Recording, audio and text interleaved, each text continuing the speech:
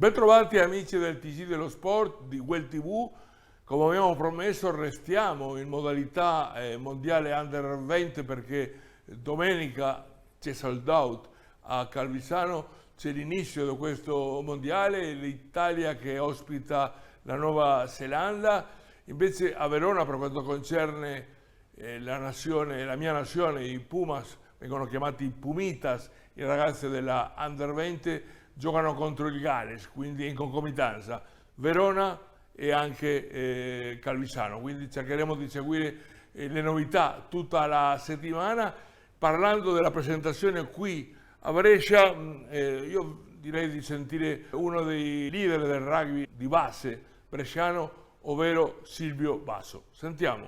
Perché noi questa mattina abbiamo visto società bresciane di primo ordine, per dirti, ma altrettante, cioè molte di più, società bresciane che fanno rugby giorno per giorno, settimana a settimana, proprio secondo le vecchie regole del gioco, e questo è stato un momento molto importante perché anche noi, che siamo tra virgolette nessuno, ci siamo sentiti alla pari di quelli che rappresentano il rugby superiore, perché la Coppa del Mondo Under 20 è decisamente una manifestazione superiore a quelle che viviamo noi settimana dopo settimana. Il primo FIA aveva rappresentato un momento eccezionale per noi, perché allora poter avere il FILA era quasi impossibile, solo che io ero in federazione in quel periodo e riuscivo a ottenere, grazie ai buoni rapporti che avevo con la Rugby Union, con la Welsh Rugby Union, riuscivo a ottenere l'ok per poterlo organizzare qui. Poi ci furono così dei momenti un po' particolari, perché una frangia, sottoscritto per esempio, pensava che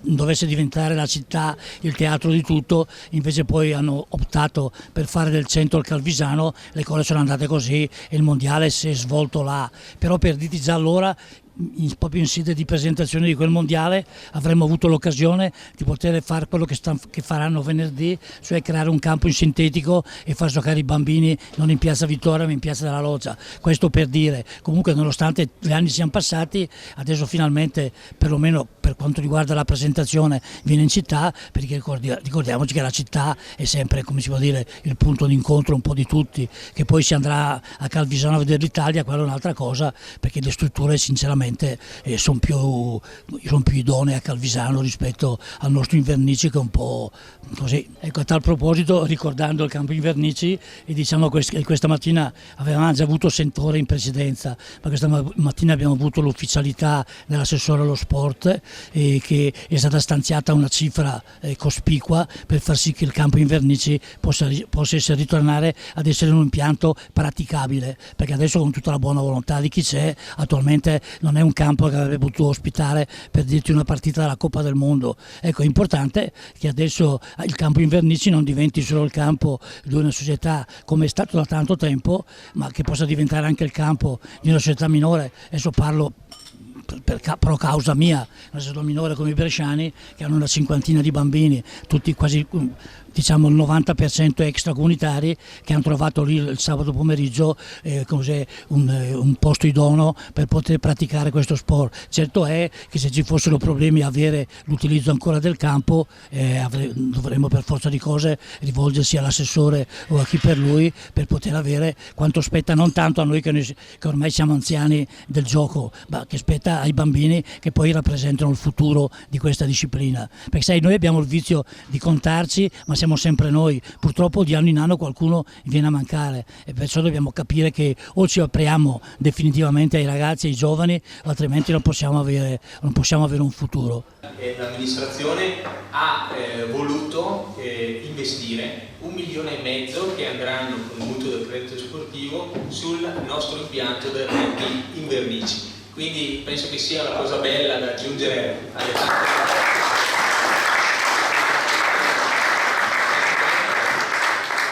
È un impianto che merita di essere valorizzato, e quindi abbiamo voluto anche noi fare la nostra.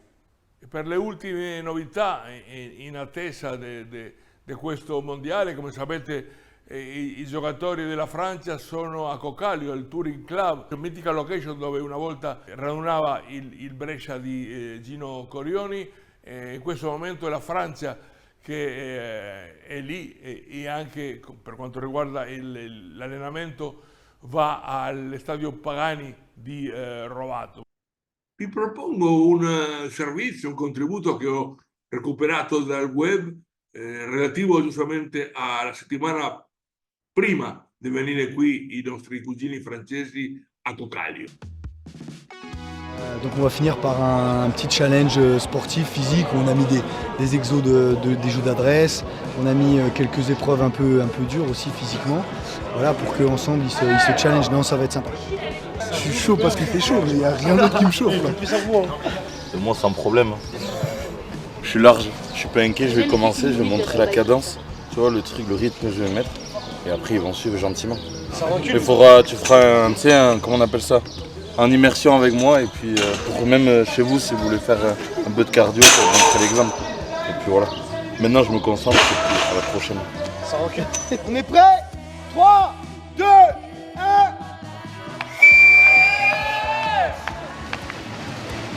Ça monte pas, mais... Allez Pierre, c'est bon, c'était une blague. Tu vois là, je me demande pourquoi je pense à des trucs comme ça, des fois.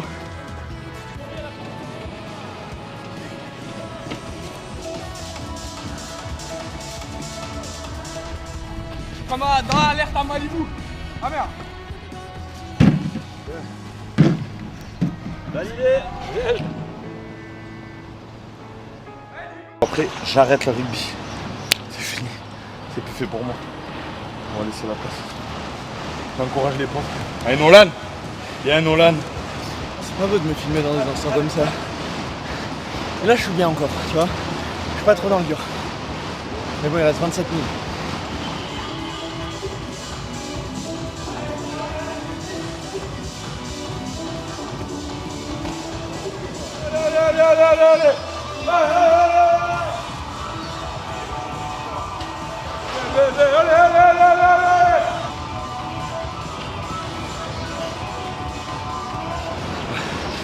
Suivez vos études. Mais c'est dur. Parfait. Allez Liam, allez. Énorme gros. Félicitations gros. Mais ce challenge, il était vraiment bien parce que ça nous poussait, nous, entre nous qui des fois se connaissons pas trop, etc., à se challenger, à s'encourager, à s'entraider et à voir que même dans les moments difficiles, on est tous soudés les uns envers les autres et on voit que tout le monde veut faire de son mieux, donc ça c'est top. Victorieux. Les bleus.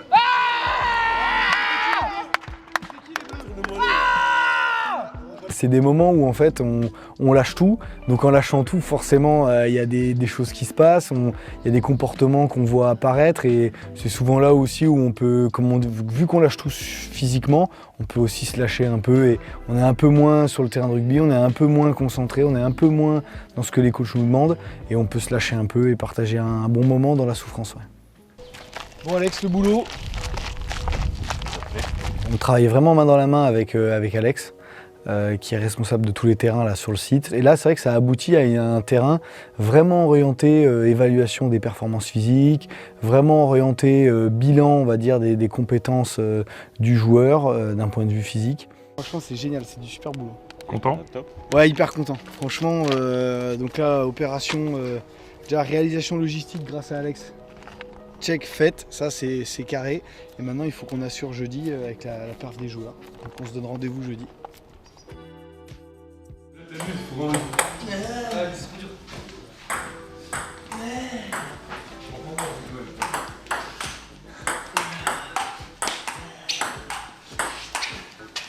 Oh oui.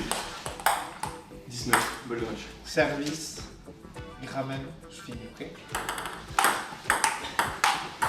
Oh. Et voilà. On connaît Sean, hein, c'est quelqu'un qui parle beaucoup. Et quand il annonce qu'il va gagner la dernière et qu'il la gagne, c'est vrai que c'est assez frustrant parce que quand il parle, on aime bien qu'il la ferme un peu après. Mais bon, il a bien joué et j'aurai ma revanche.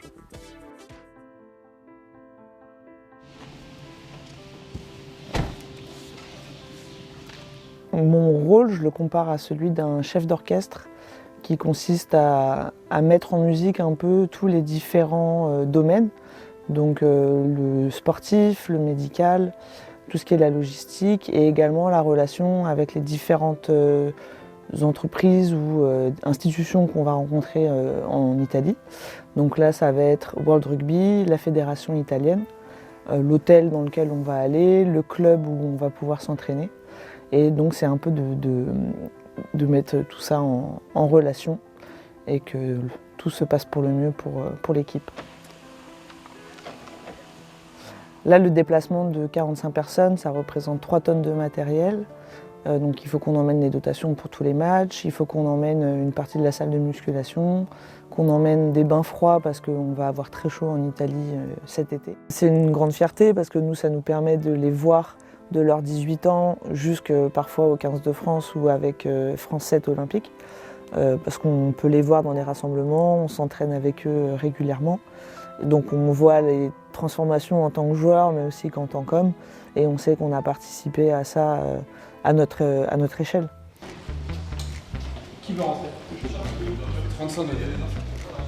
On démarre ici, 15 minutes, ici, 15 fois 40-20. Prêt, 2, 1. Comme on va au nord de l'Italie, il va faire très chaud, donc on a regardé entre 35 et 40 degrés. Donc forcément, nous on devait se préparer déjà forcément physiquement à pouvoir endurer ces hautes chaleurs. Et comme tu l'as dit, on utilise la salle d'acclimatation qu'il y a au CNR, donc qui peut moduler du coup 3 paramètres, la température, l'altitude et l'humidité.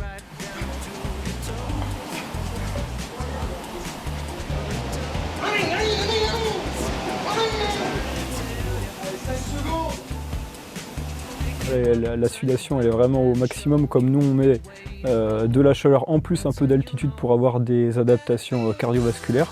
Donc ouais, franchement, en plus c'est nouveau pour les mecs, donc ils bossent dur, ils se filent pas mal dans la salle. Donc nous, pour l'instant en tout cas, d'un point de vue physique, on est plutôt satisfait. Ouais. Est-ce que je me tape la démarre ou pas?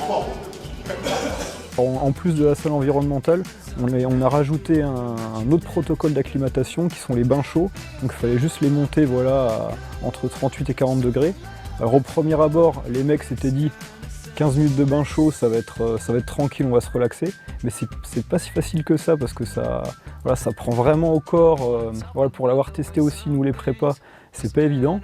Mais ce qui est intéressant, c'est que ça nous rajoute du coup du temps passé à très haute chaleur sans augmenter la charge d'entraînement, la charge mécanique, la charge cardiovasculaire, etc. Mais ça nous rajoute 15-20 minutes de plus tous les jours passés à chaleur élevée. On veut vraiment pas se tromper, vraiment pas que les mecs soient surpris lors du premier match et surtout lors du deuxième match parce qu'on va jouer à 15 h. Donc c'est là je pense où la chaleur sera vraiment à son maximum. Donc puis de toute façon on veut mettre toutes les chances de notre côté pour être champion du monde tout simplement. Vous avez 7 minutes d'attaque les verts. C'est toi qui places C'est bizarre ça. S'entraîner avec le 15 de France, c'est un rêve de gosse. Quand on voit passer à la télé les grands joueurs, et là, être à leur côté, c'est vraiment une super expérience.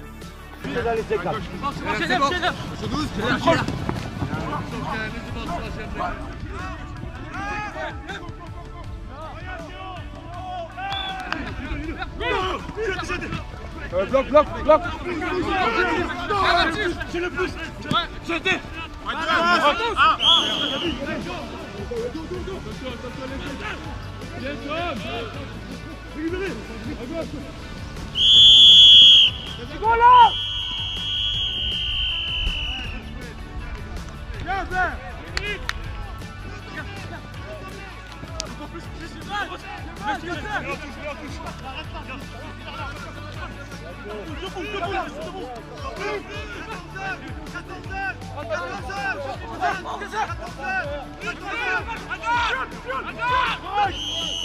On apprend d'eux et du coup on ressort des bonnes images pour nous ensuite progresser pour la suite et performer sur les matchs dans la Coupe du Monde, quoi.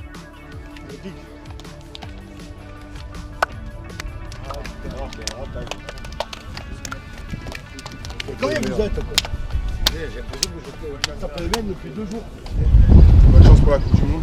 Je sais que vous allez la gagner, on va être à fond derrière vous, donc rendez-nous fiers et bonne chance pour la suite, ok? c'est toujours plaisant pour nous parce qu'on voit qu'on est soutenu et qu'on n'est pas tout seul dans cette quête de la Coupe du Monde. C'est que vraiment les gens sont avec nous et quand on voit que les plus grands joueurs de notre sport sont aussi avec nous, ça c'est plaisant et c'est encourageant pour nous pour la compétition.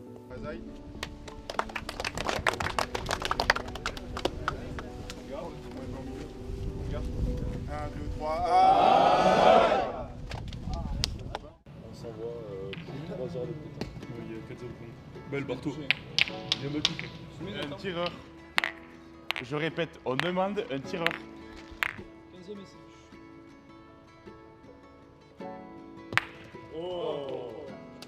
Bien touché là. Mais là je suis lancé dans la partie, normalement dans 10 minutes c'est fini. On peut passer à l'équipe suivante. Là je suis lancé.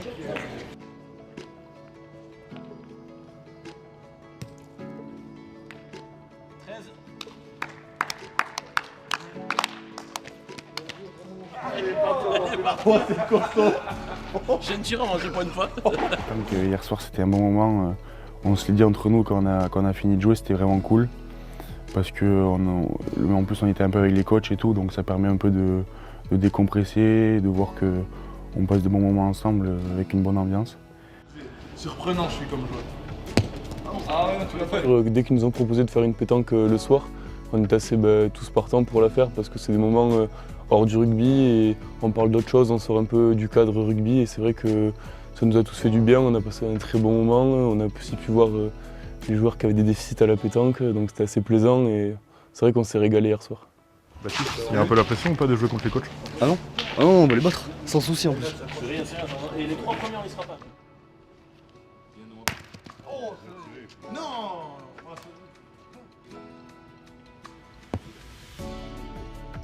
Oh oui, mais mec. Oh, on habite devant un caillou.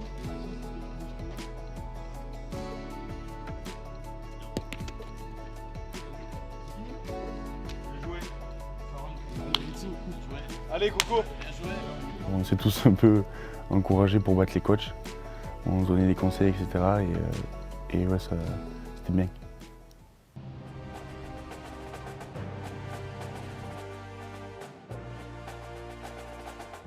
Tu le sens bien, Diego?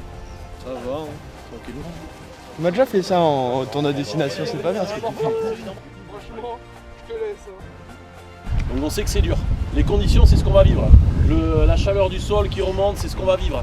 Voilà, on est dans un moment qu'on va peut-être vivre à la Coupe du Monde. Donc là, on se met un petit challenge entre nous.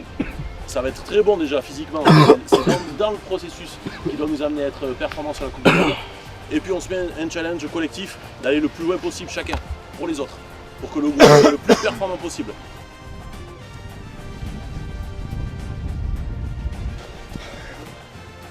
Allez, on est connectés, c'est bien. On est tous ensemble, c'est très bien.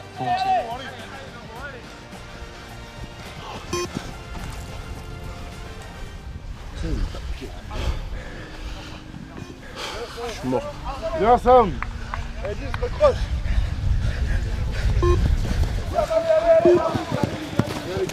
Merci. Roméo. Ilja, si tu colles pas, c'est fini. Allez. Super, Diego, lâche pas, c'est super. Très bon changement de direction, garde ça. Une pièce sur Diego ou Mathis, je pense que ça joue entre eux.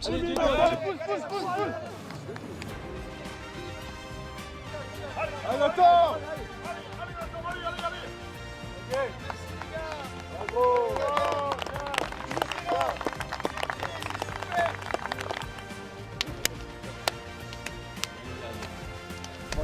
Le moment qu'on attendait, c'est plus aussi facile que c'est prévu.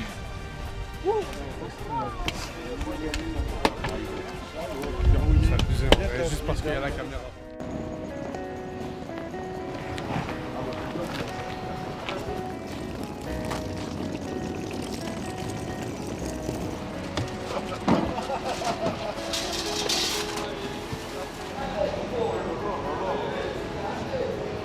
On part en Italie. T'es excité? Ouais, franchement j'ai hâte. J'espère que ça va bien se passer, j'espère que l'hôtel est bien. Voilà.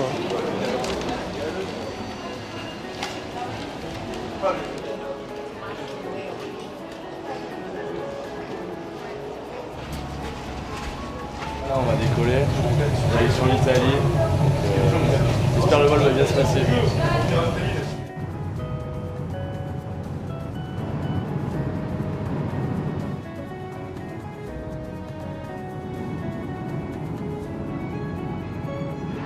Ladies and gentlemen, Italy is pleased to welcome you to Milan Linate. Before scheduled time, it is now 5 minutes to 11 a.m.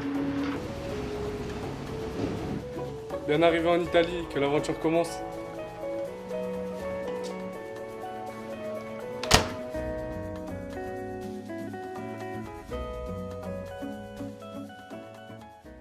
Quindi andremo in questi giorni a avvicinarsi man mano a tante realtà di questo mondiale che si trovano qui vicino, perché ci sarà anche l'Australia, l'Irlanda e man mano tutte le nazionali. Noi andremo anche a Verona a seguire la nazionale argentina, che sempre ha fatto bene l'Argentina qui. Mi ricordo tanti anni fa, nell'anno 1996, c'è stato il mondiale FIRA, Brescia e Mantova hanno ospitato quel mondiale e ha visto vincitore la squadra dell'Argentina, la squadra argentina che in quella squadra giocava l'adesso coach, il head coach dell'Argentina, ovvero Felipe Contemponi, e anche suo fratello gemello, giocavano in quella nazionale che hanno vinto la finale a Calvisano contro il Galles.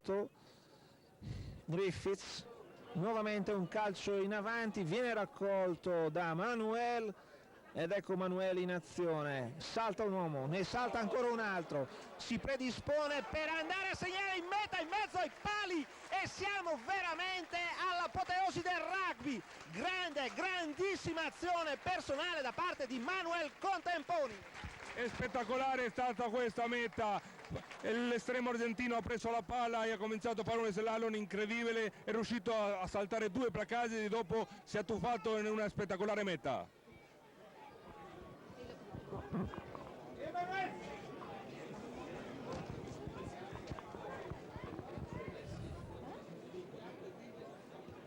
E quello che ha fatto il fratello non deve scappare di sicuro all'altro. Per quanto riguarda il punteggio ci troviamo adesso sul 17-0 con questa trasformazione ottenuta, messa a segno appunto da Felipe Contemponi, e si riprende ancora dal centrocampo per il Galles e siamo al 25esimo del primo tempo.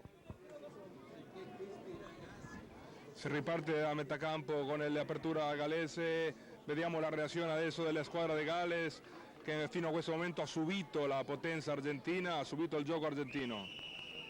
Commettono adesso l'ennesimo fuorigioco e l'arbitro penalizza questa situazione, dà un calcio punizione a favore dell'Argentina. Corta e sicura ma fuori, ed è una touche per i Pumitas. Suggerimenti in tribuna da parte di Normerto, non validi, non accettati, però riprende nuovamente questa macchina da meta che si è dimostrata fino ad ora, e macchina da gioco soprattutto, che si è dimostrata l'Argentina. Un raggruppamento nel quale il pallone stenta ad uscire, l'arbitro fischia un turnover. Introduce Kehoe, una veloce primo canale, nuovamente l'apertura, un pasticcio incredibile a livello di centri, rimedia in qualche modo però la linea offensiva gallese, un'azione veramente pasticciata, pallone nuovamente ancora a disposizione degli argentini che penetrano, è una squadra da tutto terreno e nuovamente in avanti l'Argentina con il numero 14 Victor Murget che segna la terza meta dell'incontro. Grandissima Argentina. Un'altra meta spettacolare, sono riusciti a liberare un rack molto mobile per la parte chiusa, il talonatore ha dato la palla all'interno facendo una X con l'ala, quel 14 argentino, e ha fatto un'altra meta spettacolare. Penso che il pubblico sta godendo questo bel rugby in questo momento.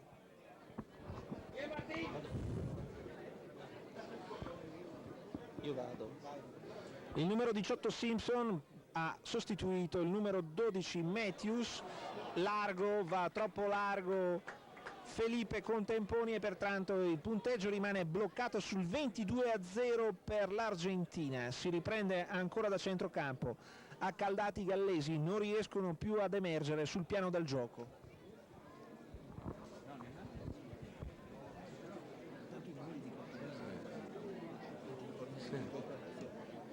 Dopo l'Argentina ha giocato nel 2011 anche qua in Italia e anche nel 2015 soprattutto l'abbiamo visto qua giocare soprattutto a Viadana, che ha giocato delle partite interessanti.